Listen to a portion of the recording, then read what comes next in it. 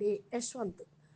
ఆహ్, ayurvedic doctor ద్వారా పాడ్‌కాస్ట్‌లో క్వెషన్ ఆన్సర్స్ మనకు వినిపిస్తూ ఉన్నారు. మనము 2 పార్ట్స్ విన్నాము. ఇప్పుడు దాని కంటిన్యూషను అన్నయ్య గారు ప్రాణాయామం గురించి, సచక్రాల గురించి, అవన్నీ చికిత్స ఎలా చేస్తారు అన్నీ కూడా చెప్తూ ఉన్నారు. కొంత ఇంకా అన్నయ్య చెప్పిస్తున్నారు ఆయుర్వేదిక్ లోపల అన్నీ ఉంటాయి. ఇప్పుడు చూడండి, గర్భస్థాపన మంత్రం కూడా ఉంటుంది. ఆ విధంగా ఆహ్, షో మంత్రం ఉచ్చారణ చేస్తూ ఉంటే అప్పుడు హ్మ్, ఏదైతే సిజరేనింగ్ అయ్యేది ఉందో అది కూడా మంత్రం అభి అభిమంత్రించటంతో నీళ్ళన్నీ బయటికి వెళ్ళిపోతాయి. తర్వాత సిజరిన్ లేకుండానే ఈజీగా డెలివరీ అయిపోతుంది. గర్భ స్థాపన ఎలాగా అని అనుకుంటున్నారు. కొంత గడబిడ కూడా జరుగుతూ ఉంటుంది. నెగిటివిటీ వాళ్ళ లోపల ఉన్నప్పుడే ఈ గర్భస్థము అనేది ఆ, క- పోతుంది. అందుకని వాళ్ళు భయపడుతూ ఉంటారు. నెగిటివిటీ తీసేయటానికి మనము ట్రీట్మెంటు ఆ, చేస్తాము. అంటే ధ్యానము, యోగము. వాళ్ళకి హాస్పిటల్లో అయితే ఇవన్నీ వాళ్ళకు తెలియదు. ఏమంటారు, బిడ్డ చనిపోయాడు, అబార్షన్ అయిపోయింది, గర్భంలోని శిశువు చనిపోయాడు అని చెప్తూ ఉంటారు. ఆ, నెమ్మది నెమ్మదిగా ఆ ఆ యొక్క మేమైతే ఇట్లాంటి వాళ్ళని కేసులు తీసుకొని వాళ్లకు ఫస్టుగానే చెప్తూ ఉంటాము. యుటరస్ పైన కొన్ని నెగిటివ్ ఆత్మలు కూడా లోపల ప్రవేశించి ఆ, కబ్జా చేసేసి ఎంతో తాంత్రికం కూడా జరుగుతూ ఉంటుంది.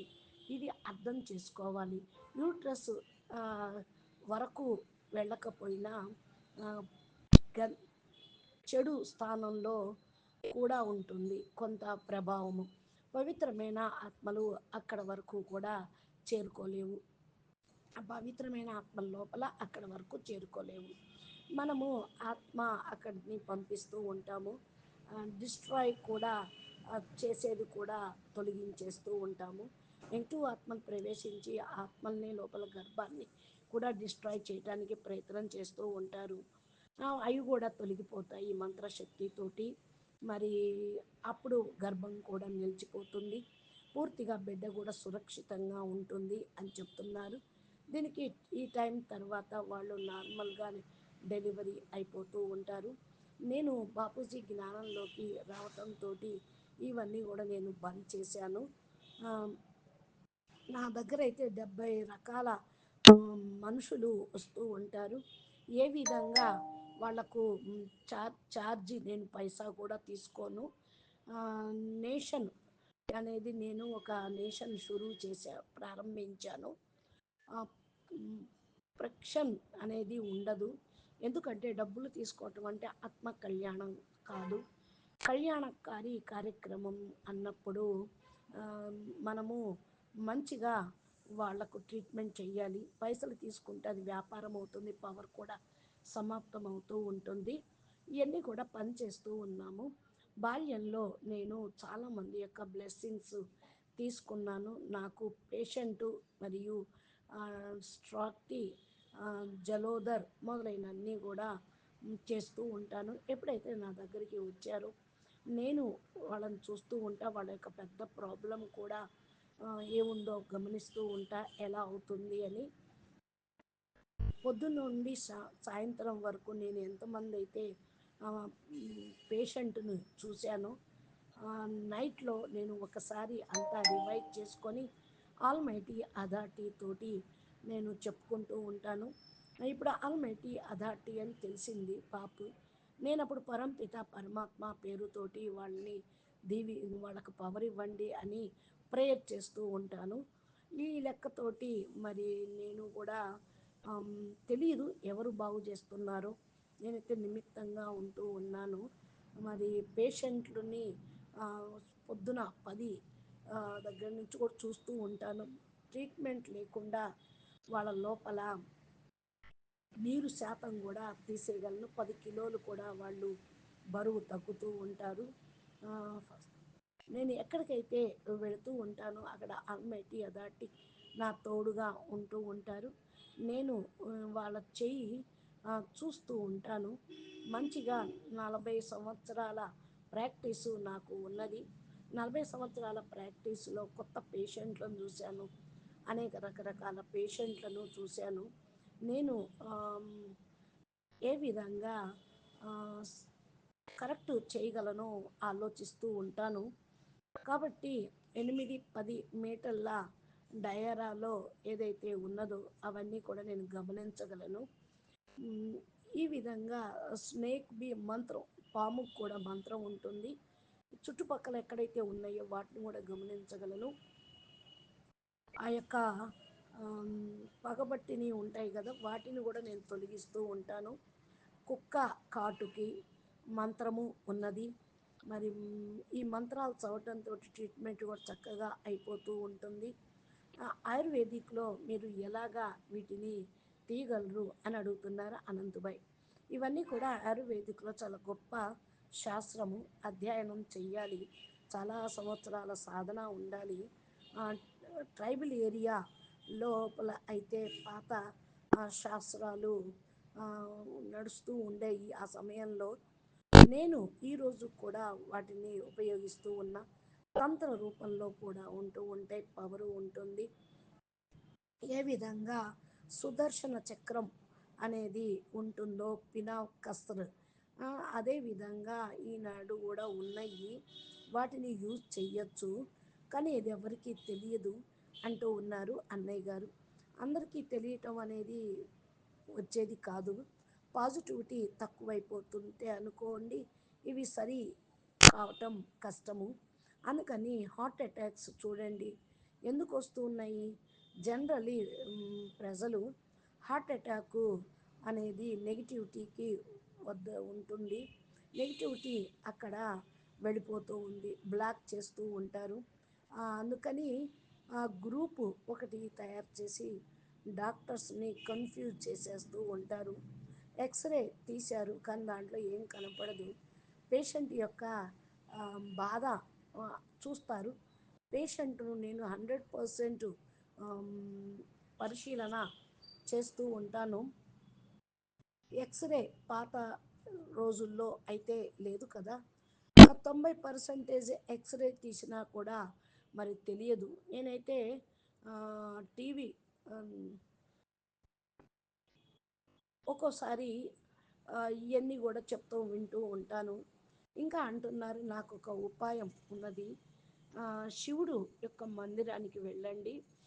పాలు, బియ్యము మొదలైన వాటిని వస్తువులను దానం చేయండి అని మాత మరి భగవంతుడికి నైవేద్యం పెట్టండి అని విన విజ్ఞప్తి చేస్తాను.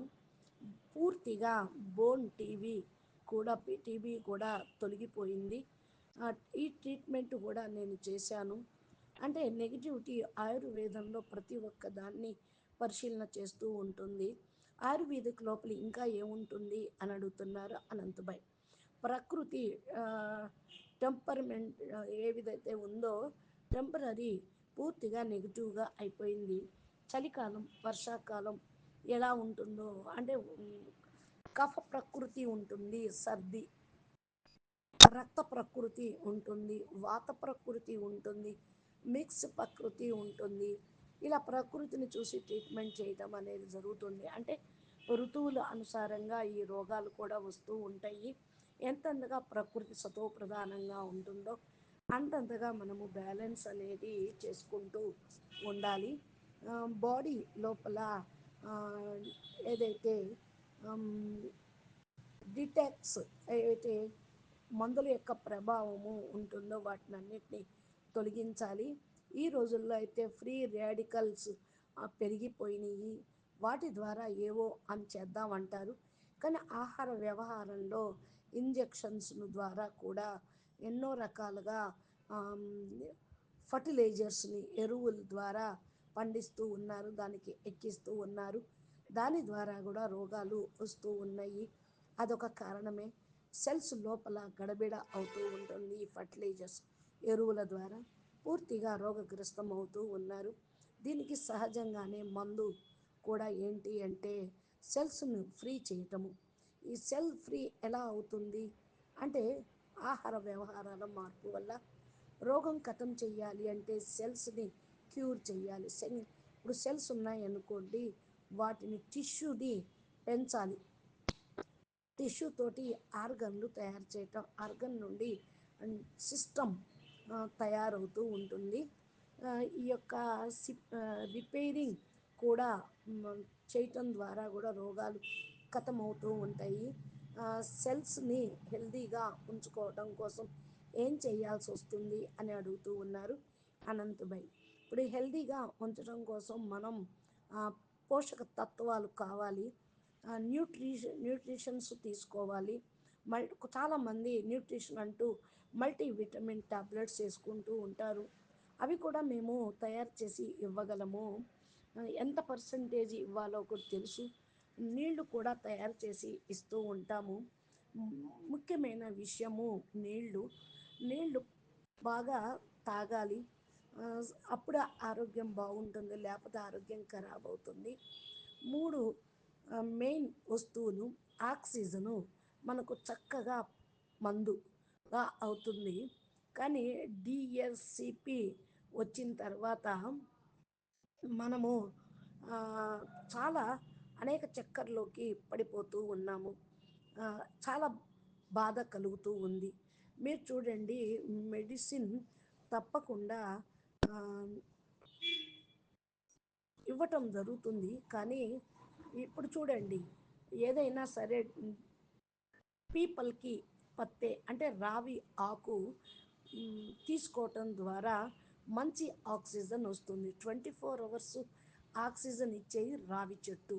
మీరు ఆక్సిజన్ తీసుకోవటానికి బ్లడ్ ద్వారా మీకు ఆక్సిజన్ సర్క్యులేట్ అవుతూ ఉంటుంది. ప్రాబ్లం ఖతమవుతుంది అంటున్నారు. నేను ట్రీట్మెంట్ లేకుండానే కరెక్ట్ చేయగలను.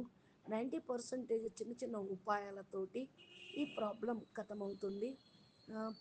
పీపల్కి రావి ఆ, ఆకులు సీదా తినటంతో కూడా మనకు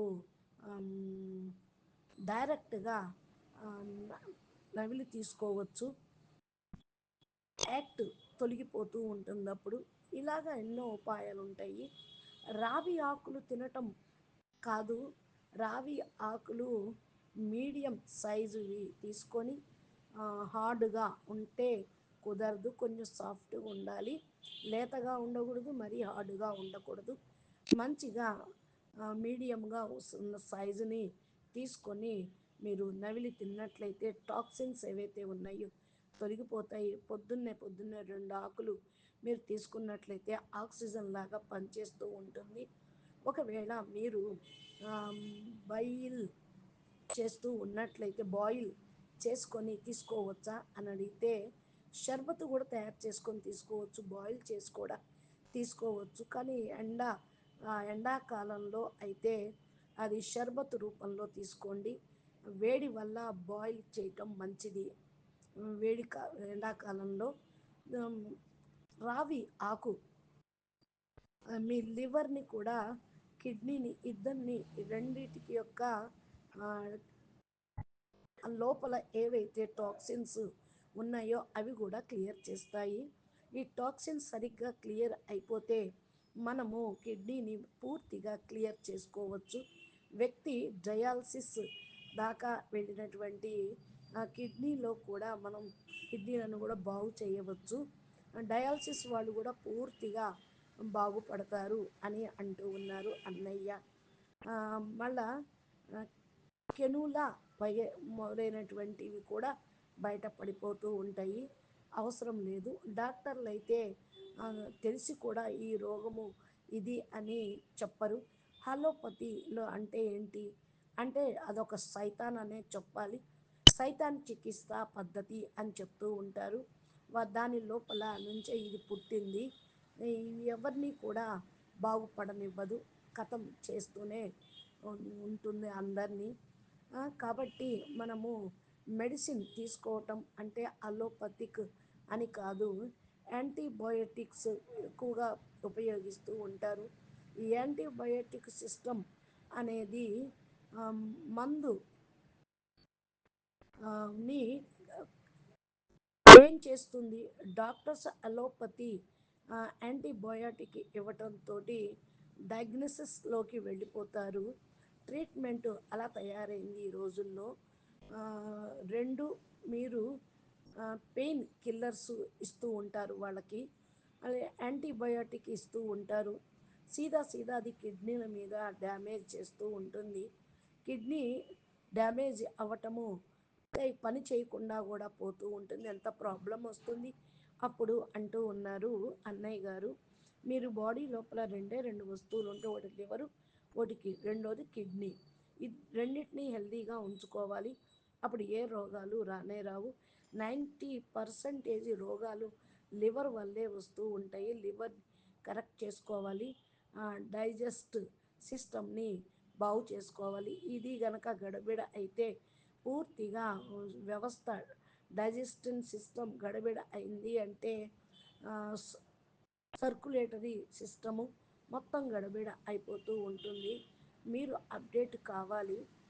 అప్డేట్ అవుతూ ఉంటే ఆయుర్వేదిక్ ఏం చెప్తుందో తెలుస్తూ ఉంటుంది. ఈ సిస్టమ్ అప్డేట్ అవ్వటము రోగము యొక్క కారణం వల్ల జరుగుతూ ఉంటుంది. ఇప్పుడు సెల్ పైన చర్చ చేస్తూ ఉన్నాం కదా. ఒకవేళ ఈ సెల్స్ ఎలా ఛార్జ్ చేసుకోవాలి, సెల్స్ని ఎలా హెల్దీగా తయారు చేసుకోవాలి, హెల్దీ సెల్స్ లైఫ్ ఎలా ఉంటుంది, నోట్ దాని గురించి ఇంకా వివరంగా అన్నయ్య గారు ఏం చెప్తారో అది విందాము నెక్స్ట్ ఆడియో ద్వారా. అచ్చా, మీరు మంచిగా ఆరోగ్యవంతంగా ఉండటానికి ఆధ్యాత్మికము, ఆయుర్వేదికము అనేది ఎలా పనిచేస్తుందో చక్కగా తెలుసుకోండి. మీరు బాపూజీ దశరథభాయ్ పటేల్ తెలుగు ఛానల్ని సబ్స్క్రైబ్ చేసి గంట సింబల్ని ప్రెస్ చేస్తే నోటిఫికేషన్ రూపంలో బాపూజీ అప్లోడ్ చేసేటువంటి వీడియోలు మీ మొబైల్కి వస్తూ ఉంటాయి. అచ్చా, పరం శాంతి. నమస్తే, ధన్యవాదాలు. పరం మహాశాంతి.